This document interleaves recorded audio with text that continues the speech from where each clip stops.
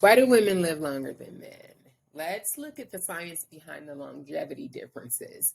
Did you know that women tend to live longer than men, even though women face greater challenges related to social determinants of health, such as income inequality? We know that women make less than men in the same or similar positions. As a nurse, I have come across men that makes at least $10 more than me, and I have more experience, I would have more education, I've been on the job longer, and a man will come in and he's making, as a director of nursing services, I literally went through that.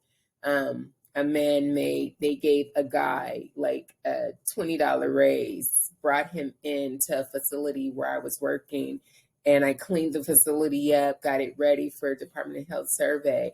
And after we passed the survey, they brought a Filipino guy in and gave him $20 more than I was making. And yeah, I was very upset.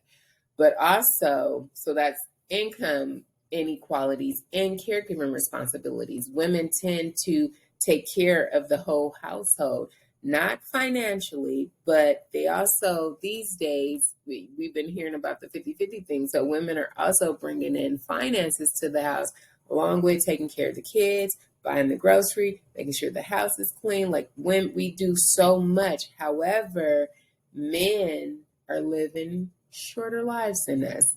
Research sheds light on some of the reasons behind this gap.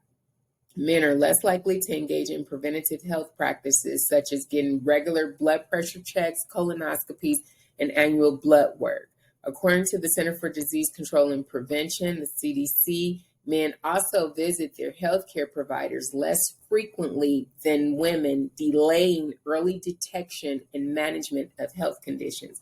So I spoke about many times about me doing Medicare risk assessments on patients. I visit patients in their homes and I do head to toe examinations.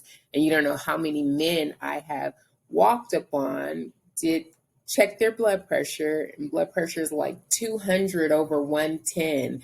And I'm like, do you have a headache? Are you nauseated? And they're like, yeah, but they're literally ignoring the symptoms. Like, I take a Tylenol, or I'll be fine. And I'm like, you're about to have a stroke, or you could have a heart attack.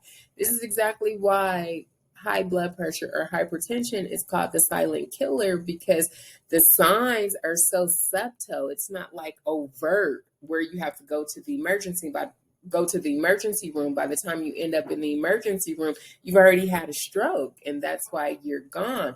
Or men who are skipping their colonoscopies and ending up with colon cancer. We know that colon cancer is on the rise in the African American community with men, and it's just basically because they're missing out on those colonoscopies, which simply, when they go in to do the colonoscopy, they scrape out polyps, which is tissue growths, if you have them, and there you are. It's so preventable, but because men are refusing to go have these things done, they're refusing to visit their healthcare providers, then there's no early detection. So yeah, they're cutting their lives short.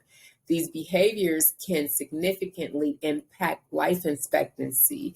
On average, men live about 5 to 10 years shorter than women, largely due to preventable health conditions such as heart disease, diabetes, and cancer. With the diabetes, that's going to the doctor, having your labs drawn once a year just to look at your hemoglobin A1C and your glucose to make sure it's within normal limits, or if it's rising, then the doctor or the nurse practitioner put together you a care plan so you can get on the path to health. Remember, prediabetes and insulin resistance shows up years before you become a diabetic, and it's 100% reversible.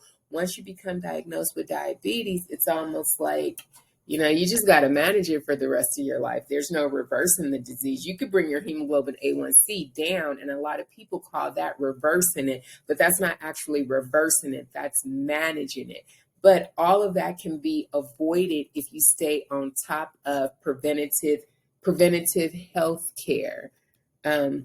And the same with the cancers, taking proactive steps like scheduling routine health screenings and adopting a healthier lifestyle can close this gap. Let's encourage our men and the men in our lives to prioritize their health.